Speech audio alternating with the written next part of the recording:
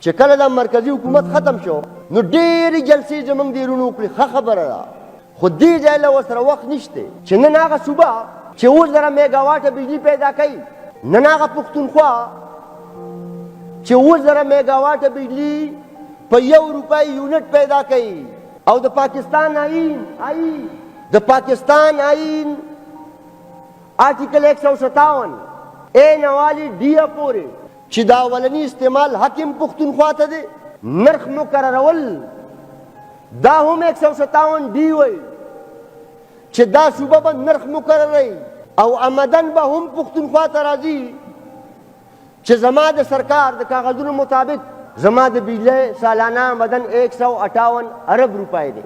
جناب سپیکر، دی پښتونخوا له به دا وکالت څوک کوي؟ موږ په خپله په دې کې جنګ کوو چې دا روډ دې واچوه، دا روډ دې وانه چوه، دا روډ روان دی او دا روډ سم دی، دې سیکټر ته دوره پیسې پکار وي او دې دا صحیح ده او دا کارم ځان له کوي.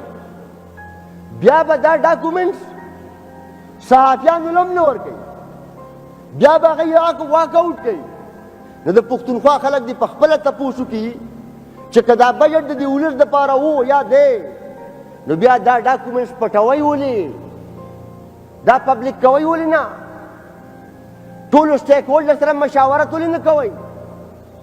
اجتماعي دانش نه ولې کار نه لئ؟ زمینی حقایقو ته ولې نه ګورئ؟ د صوبې د خلکو مشکلات ولې په نظر کې نه ساتئ؟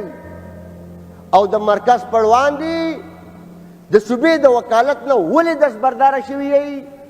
دا به د پښتونخوا خلکو له جواب ورکوئ.